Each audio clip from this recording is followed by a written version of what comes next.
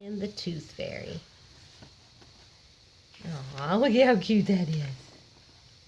Franklin could count by twos and tie his shoes. He had lots of good friends and his best friend named Bear. Franklin and Bear were the same age and they lived in the same neighborhood. They liked the same games, but one morning Franklin discovered a way that Bear was different. Waiting for the school bus, Bear put his paw in his mouth and wiggled a tooth back and forth. It jiggled and wiggled, and then, with a tug, it came out. "Look at it! Look at this!" said Bear. "I lost my first tooth." Franklin was startled. There was even a little blood on that tooth. "Oh my gosh, that's terrible! What are you going to tell your mother?" Bear laughed. "My teeth are supposed to fall out," said Bear. "It makes room for my grown-up teeth." Franklin ran his tongue around his gums. They were smooth and firm and completely toothless. "I don't have teeth," said Franklin. It was Bear's turn to be surprised. Franklin's friends shook their heads sadly. "Too bad," they said. Franklin wondered why. He had never needed teeth before.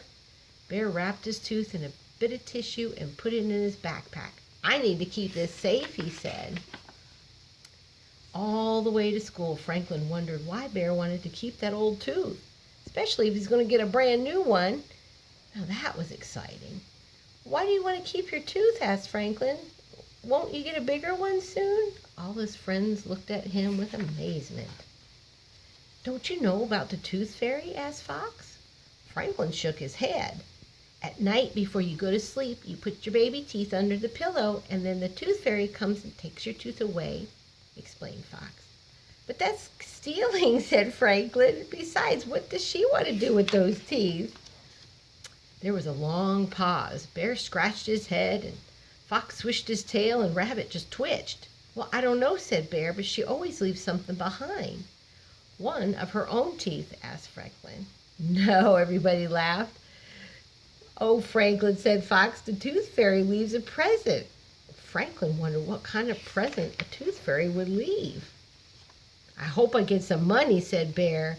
"When I lost my first tooth, I got a new book," said Raccoon. "I got some crayons," Fox said. Franklin rubbed his gums. He wished he had some teeth to leave for the Tooth Fairy. He wanted a present too. Bear showed his tooth to Mr. Owl as soon as he got to school. Mr. Owl was very excited. "Losing your baby teeth means you're growing up." Franklin didn't say anything. He had no teeth, but he wanted to feel grown up too. Franklin was quiet for the rest of the day. Even at home, Franklin was quieter than usual. "Well, what's wrong?" asked Franklin's mother. "I don't have any teeth." "Well, neither do we," said his father. "That's the way turtles are." "But I want teeth," said Franklin. His parents just looked surprised. "My friends get presents from the Tooth Fairy when they lose their teeth," said Franklin. "Well, why do they get these presents for old teeth?" asked Franklin's father. "Well, because it means they're growing up." "Oh, I see," said his father.